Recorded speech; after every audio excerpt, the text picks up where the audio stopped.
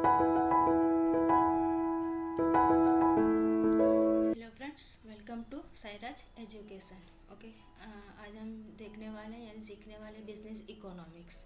Okay, module 4 है जो आपका वो आर्ट्स के लिए भी यूज़फुल है और कॉमर्स वाले के लिए भी यूज़फुल है ये। ठीक है, आर्ट्स हो या कॉमर्स हो, तो मॉड्यूल 4 है फॉर बीकॉम के लिए सेमेस्टर 1 का। ठीक है, तो जिसमें हमने कॉस्ट ऑफ प्रोडक्शन स्टार्ट किया था। इसके पहले भी मैंने लेक्चर्स अपलोड किए हैं, नहीं देखे तो आप देख सकते हो वो लेक्चर्स, उसके बाद इसको कंटिन्यू करो। ओके, तो आज हम देखने वाले हैं लर्निंग को। और चैनल पर फर्स्ट टाइम है तो चैनल को सब्सक्राइब कर लो ताकि आपकी स्टडी कंटिन्यू रहेगी। ठीक है, और आपको वैल्यूएबल थिंग्स सीखने को मिलेगा। और वीडियो अच्छा लग रहा है तो लाइक करो, और आपको हेल्पफुल हो रहा है तो दूसरे को भी हेल्प करो और वीडियो को शेयर करो। ठीक है, तो देखते हैं लर्निंग कर्व। इसके पहले मैं आपको दो टर्म्स सिखा देती हूँ, एक तो एनवेलप कर्व और प्लानिंग कर्व। फॉर ऑब्जेक्टिव के लिए काम आएगा ये। ठीक है, तो as the long run average cost curve includes the family of short run average cost curve, it is called an envelope curve. ठीक है, तो एनवेलप कर्व क्या है कि इसके अंदर जो long run average cost curve है, इसमें हर एक चीज़ यानी कि शॉर्ट रन की जितनी भी एवरेज कॉस्ट कर्व है वो इंक्लूड हो जाती है। इसके लिए उसको बोलते हैं एनवेलप कर्व। क्या बोलते हैं उसको? Envelope curve. और in the long run firm can also plan to increase its scale of production and therefore long average cost curve is also called the planning curve. ठीक है, इसमें प्लान करते हैं कि कैसे स्केल को इंक्रीज करना है, स्केल ऑफ प्रोडक्शन को।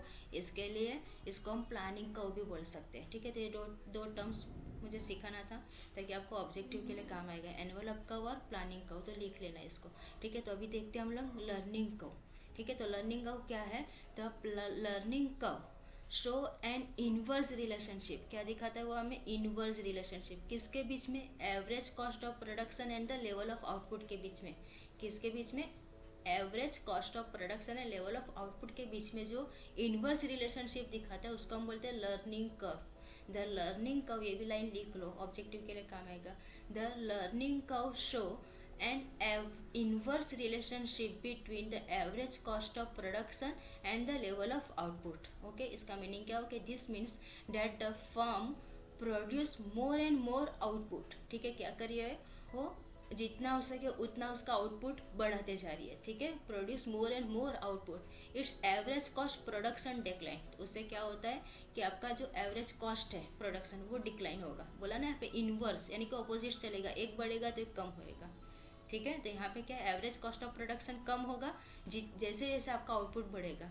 ठीक है, तो therefore the learning curve slope downward. कैसा है देख लो डायग्राम में भी, downward from left to right. ठीक है, ये भी ऑब्जेक्टिव में आ सकता है। तो लर्निंग कर्व स्लोप कैसा रहता है? वो downward from left to right. ठीक है, तो ये आपको ये यहाँ पे दिखाई दे रहा है डायग्राम के अंदर। ये आपका वाई एक्सिस हो गया यानी कि वाई एक्सिस पे आपका एवरेज कॉस्ट है और यहाँ पे आपका एक्स पे ये आपका आउटपुट है। ठीक है, तो ये अभी तो ईजी है, ये जैसे जैसे कम होते जाएगा वैसे वैसे वो नीचे जाते जाएगा। ठीक है,